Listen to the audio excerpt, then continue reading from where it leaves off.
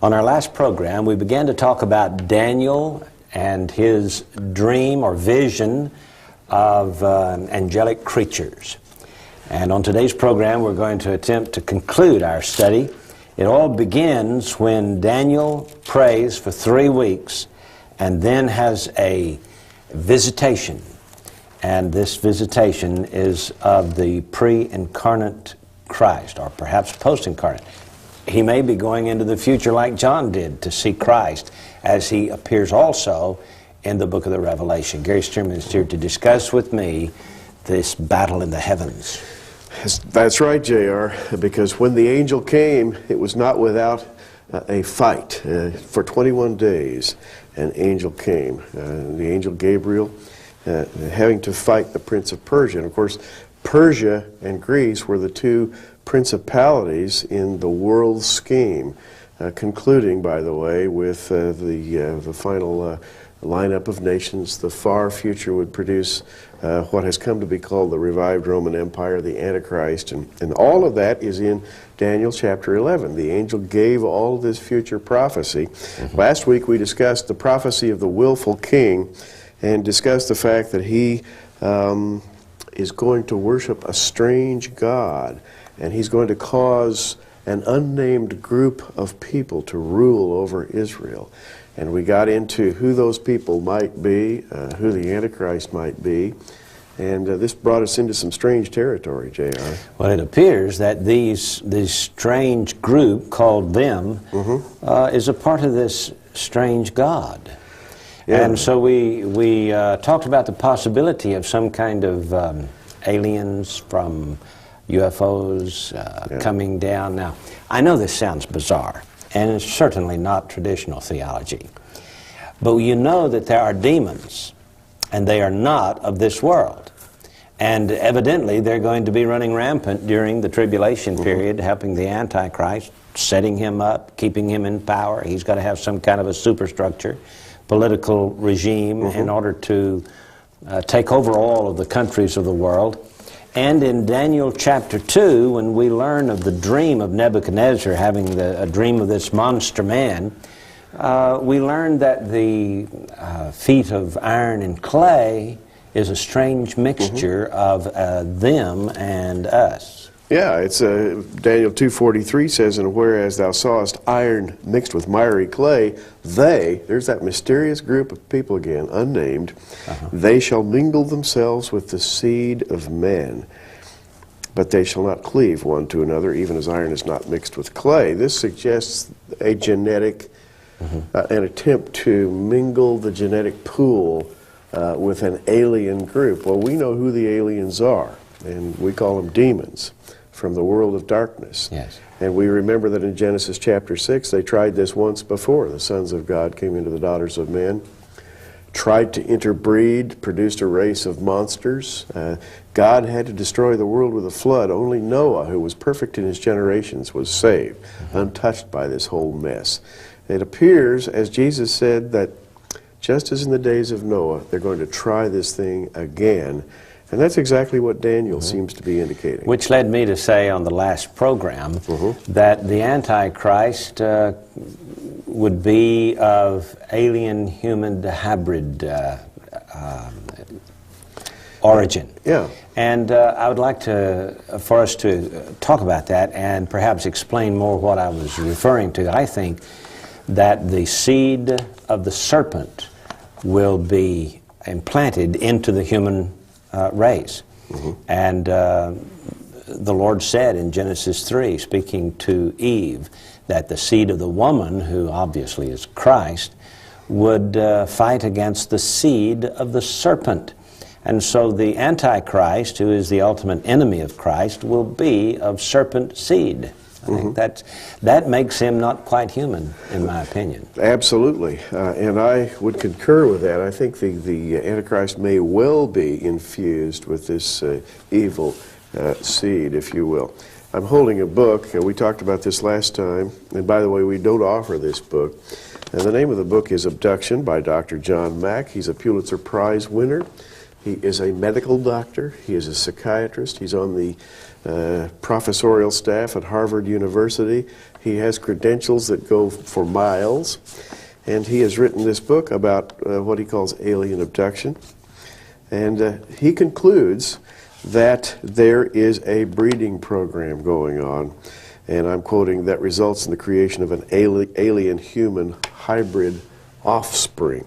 And again, I quote from him. He says, and I'm quoting, "My own impression is that we may be witnessing something far more complex, namely an awkward joining of two species, engineered by an intelligence that we are unable to fathom for a purpose that serves both of our goals with difficulties for each.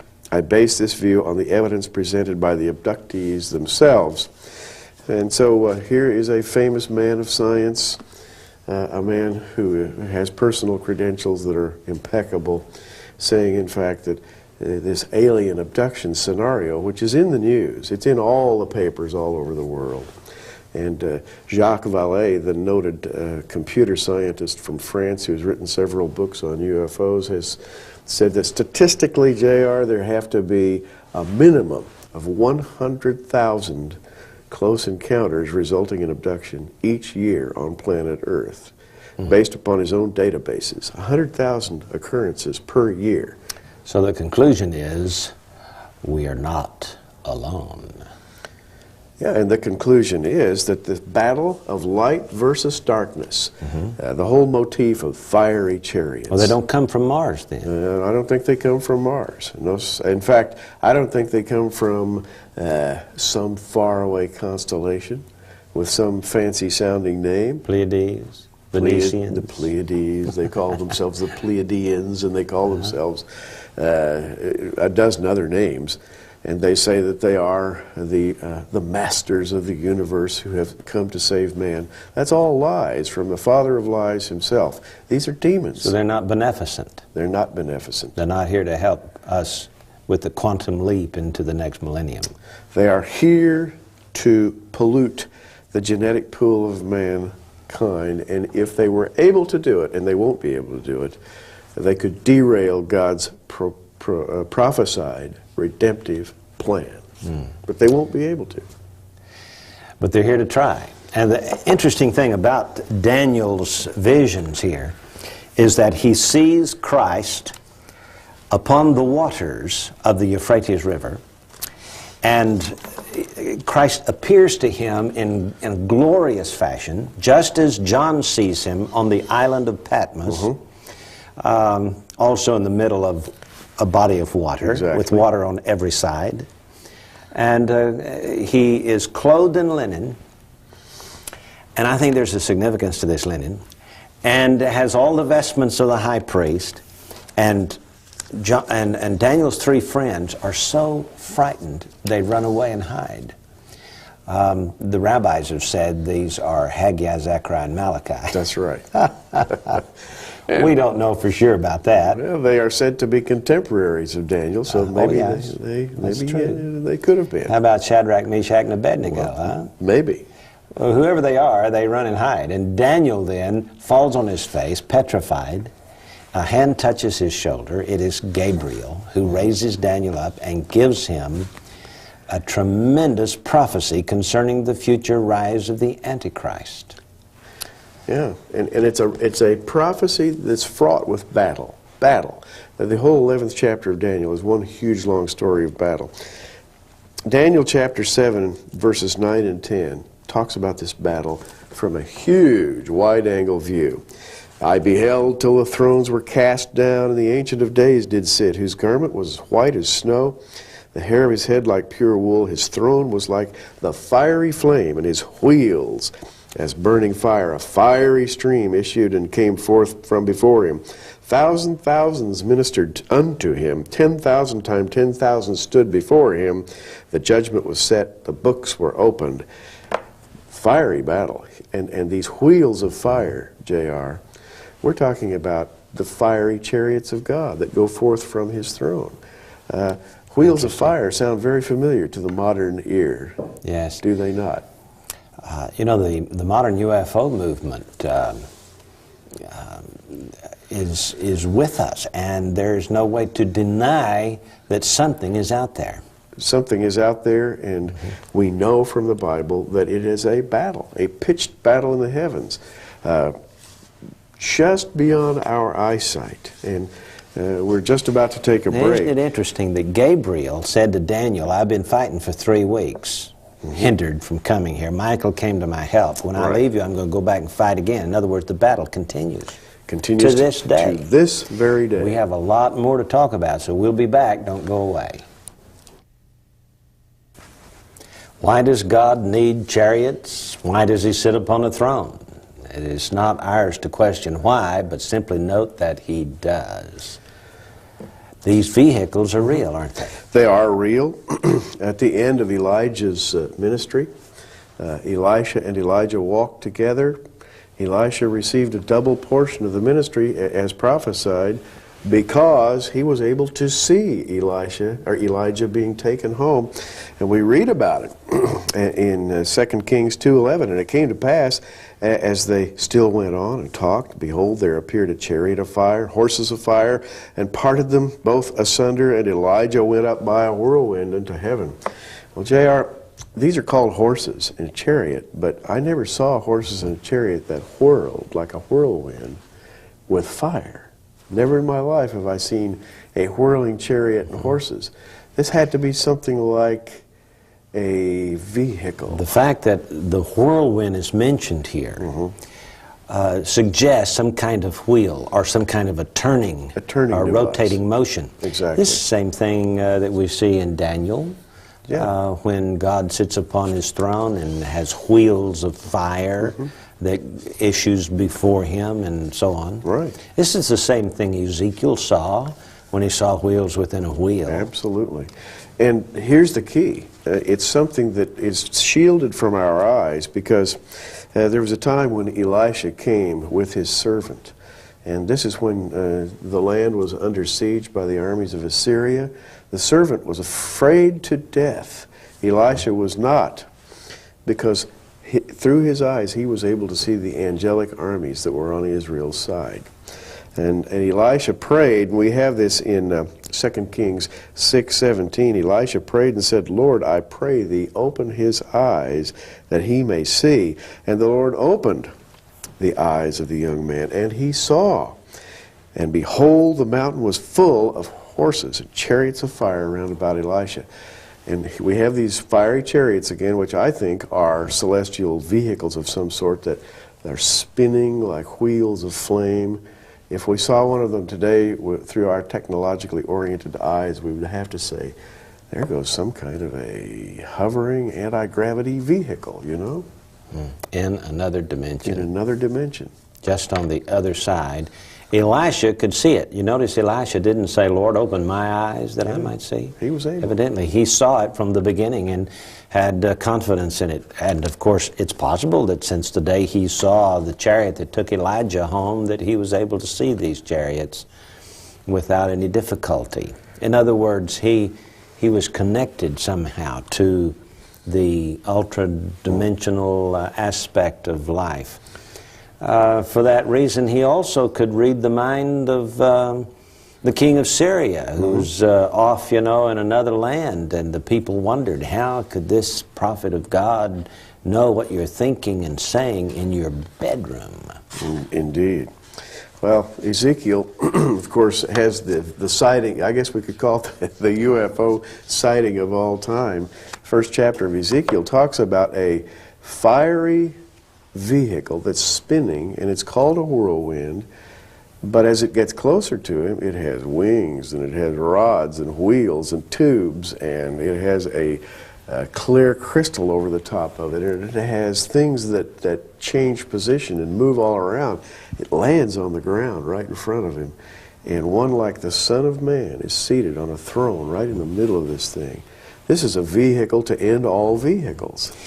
Now, we are told in Daniel that the Antichrist has introduces something to the human race that is not formally obvious to humanity, and that he gives this strange God, or the people of this strange God, rule over many. This is in verse 39 of Daniel chapter 11. Then, of course, it tells about his coming to his inglorious end. But in chapter 12, we hear that Michael stands up because Michael has a battle to fight, and this time of trouble such as never was since a nation, even at that same time, chapter 12, verse 1 says. Gary, this is also indicative of this battle in the heavens, this battle over there in the other dimension, right here around us, but we can't see it. And it also takes us to Revelation chapter 12. It really does, because, and in fact, it's almost like stereo. Daniel and Revelation are two slightly different views of the same phenomenon. I think the message that we're trying to get across here is that there is now, and has been for thousands of years, an aerial battle. A pitched battle raging between the forces of Satan, the dark side, and the forces of God, the light side. And the battle will quicken in its pace until we get to the time of the Great Tribulation, at which point that battle will become almost visible. It'll become such an incredible battle, and Satan's forces will be defeated at that time. You know, when the angel came to Daniel after 3 weeks of fasting and prayer, he indicated that it was a fierce battle at that time that prevented him from coming, and that battle continues to this day. I don't know if there was a particularly severe time that was going on while Daniel was praying, but certainly that battle will intensify in the end time. Revelation chapter 12 says that there's war in heaven. Michael and his angels fought against the dragon, and the dragon fought and his angels and prevailed not. It says in verse 12, "Woe to the inhabitants of the earth and of the sea, for the devil is come down unto you, having great wrath, because he knoweth he hath but a short time."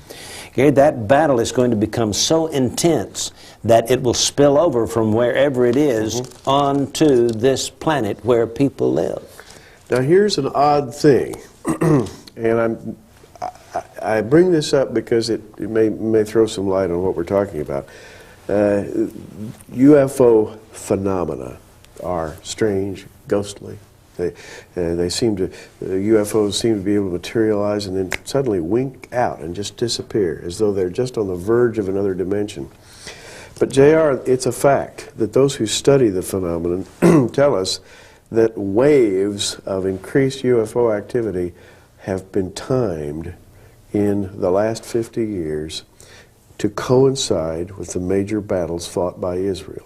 All of Israel's major wars have been accompanied by a worldwide quickening of UFO sightings. And thus it was in 1956, there was a huge flap. 1967, a huge UFO flap. 1973, huge UFO flap.